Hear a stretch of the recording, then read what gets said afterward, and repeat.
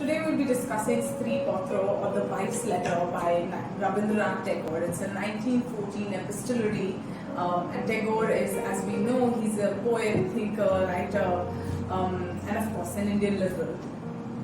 Mrinal is the protagonist of this tale, and she is an extremely intelligent woman who comes from an underprivileged family but gets married to an aristocratic family in Calcutta.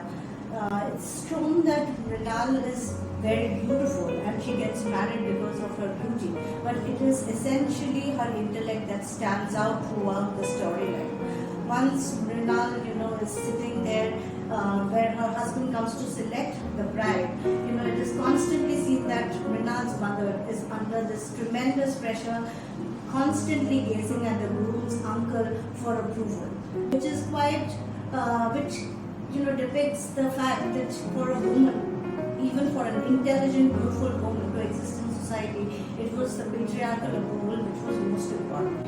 Even when Mrinal gets married and comes to her marital home, she is shown in sharp contrast to her sister-in-law, who is seen very naturally and easily adapting to the ways of the world. Her life is confined to the four walls of the house. It's based essentially, her life runs between the kitchen and the bedroom, whereas Mrinal stands out from the very beginning. She's an intelligent woman who secretly writes poetry and is often seen taking a stance in several domestic affairs. Yeah, to me, what particularly stood out was also Bindu's angle, right? Bindu is this young widow who comes into Mrinal's life. She is Mrinal's sister-in-law's relative, and she's a young widow who's being tormented by her late husband's family, and she comes to live with Mrinal in their home. And it's very interesting to me that she's just treated like an unpaid servant. She's not, and especially because she is a relative of the sister-in-law, she's not directly related to them. She's just an outsider who's seeking refuge, and a young widow at that. And it's really poor treatment for her. And then Mrinal grows fond of her. She tries to stand up for her, but eventually nothing comes of that as well. She's just married off to an unstable, violent man. When she runs away from that, she's the one who's shown in poor light for running away from yet another marriage. And coming back to the home. And eventually she succumbs and she commits suicide, and Mrinal is not able to stand up for her, save her, despite her desperate attempts. I think that brings us to something very interesting. This was written in 1914, so widow remarriage was a legal right for a few decades now. But despite that legal right existing, women's oppression was not something that we were able to curb. Again, this brings out another nuance in Tagore's work, which is about how women must be rescued, must be saved. They can't just be. That's right. And this is one story where I think widow remarriage has been shown in a completely different angle. They do get Bindu remarried, but she gets remarried to a person who is mentally unstable, who's violent, and marriage seems to be the only form of redemption for women in society.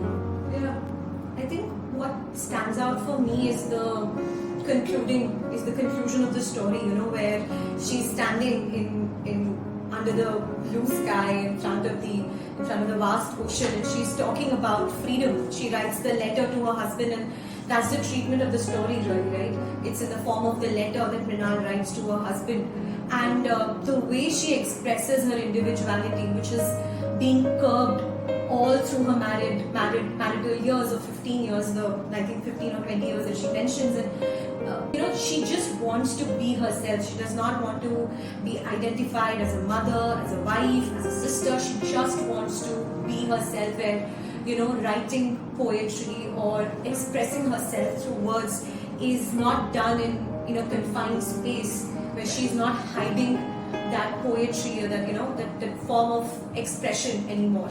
And I think she mentions it also in the story where she mentions it to her husband, saying that you never realize that I write poetry. It was well hidden, a fact from you, and when that fact was hidden, it was also my identity that I was, hiding away from you. So even though she stood up for Bindu from time to time, even when Bindu's own sister did not, and she tried to pull Bindu up and treat her as an equal, something like that she was lacking in her personal life, where she was not treated as an equal with her husband. And I think this treatment and this theme is very consistent in Tagore's work, even when he wrote Chitrangada, right? So Chitrangada is again another of those writings by Tagore where he celebrates the individuality of a woman, where she celebrates the power and strength of another individual. He talks about individuality, about equality, which completely lacked there. When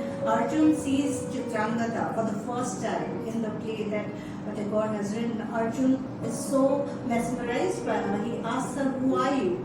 And Chitrangada responds, "I am not that woman who wants to be put up on a pedestal and worshipped, nor am I that woman who wants to be treated as an unequal and always under your shelter and protection.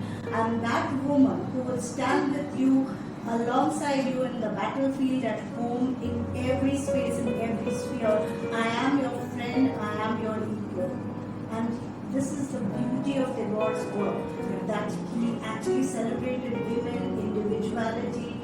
He talked about, male and females having a separate identity in society, and that's the beauty of it all. Yeah, truly, truly a liberal.